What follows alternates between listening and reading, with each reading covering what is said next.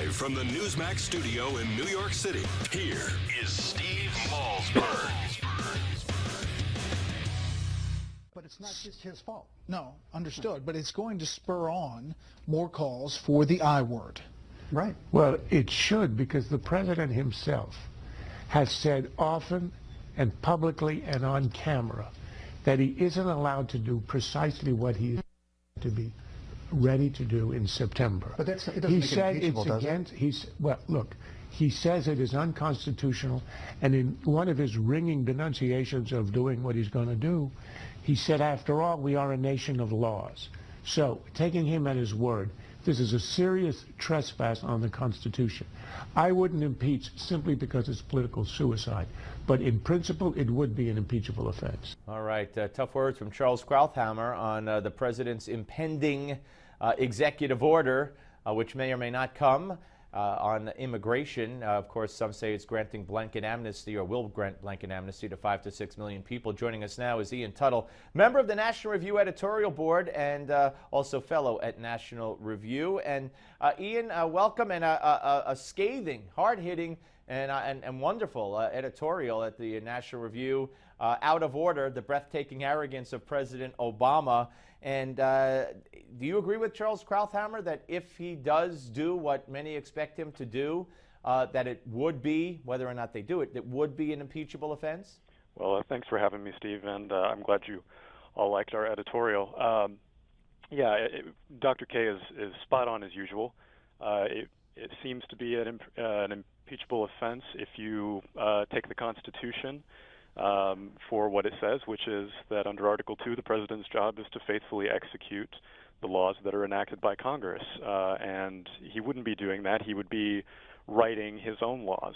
Of course, it's not the first time we've seen that. The employer mandate delays, which are now the subject of the House lawsuit, the unilateral implementation of the DREAM Act in 2012, all of these are examples. Of course, this proposed executive order would be on of a magnitude and a type that's really unprecedented. Right, and of course the work provision of the welfare reform bill, which was signed under Bill Clinton, or signed by Bill Clinton, as another example possibly. And right. I wonder if it would behoove John Boehner, to wait, and if in fact this does occur, if Boehner would include this in his lawsuit above and beyond just the Affordable Care Act changes that he has cited in talking about filing this suit.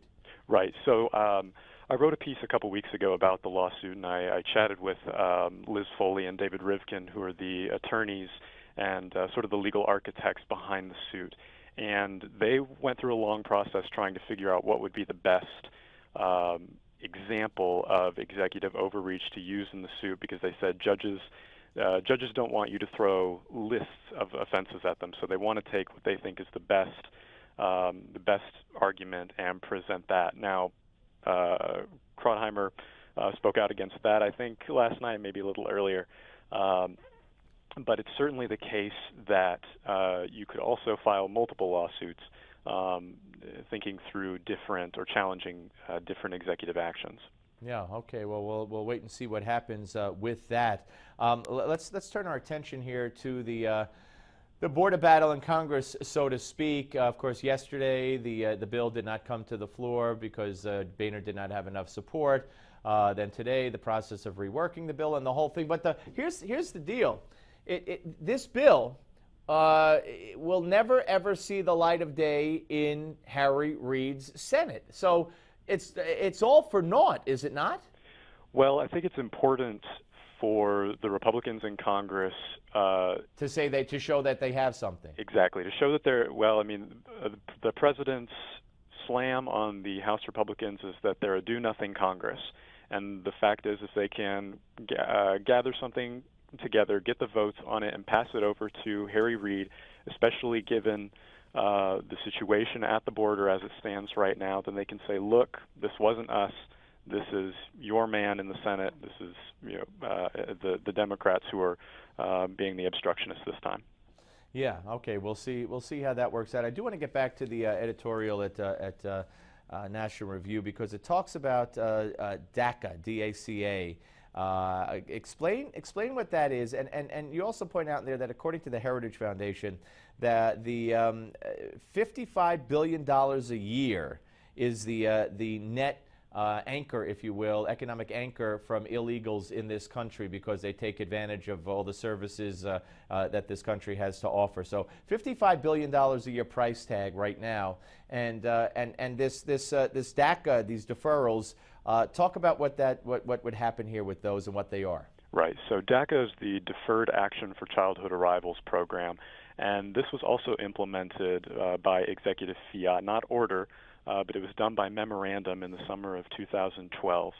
And what this provided for was essentially implementing through prosecutorial discretion what was then in Congress called the DREAM Act. And so it allows immigrants who have been in the United States who are under a certain age, who I believe the age was if they were 30 years old or younger by 2007, or had been in the United States longer than a certain period, then they are granted some sort of temporary legal status, which is subject to renewal every 2 years. The best data on that suggests that between about 550 and 650,000 young immigrants have received deferrals under that provision.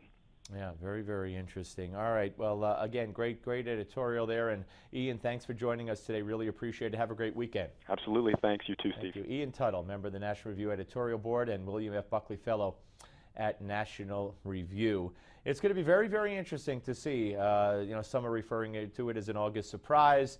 I don't know how much of a surprise it will be, but of course there's terminology involved there. It's not necessarily to be taken literally. I think the president is going to do something regarding immigration. He's all but told us he would, and I think he will follow through because, as I continue to say, quoting the president, although he hasn't said it lately, you ain't seen nothing yet. He used to love saying that, and I think we have not seen it all from this president. And that is a very scary prospect when you look at what we have seen from the president up to this point. But I think, I don't know what he thinks he's doing, especially doing it before the midterms. Does he think it's going to rally his base? It's going to rally the other base. If anything, it's going to put many people up for the Senate in a very bad position on the Democrat side. So I don't get the timing of it. Anyway, we'll be back with Newsmax's deputy financial editor. But first, your Newsmax Now update. The first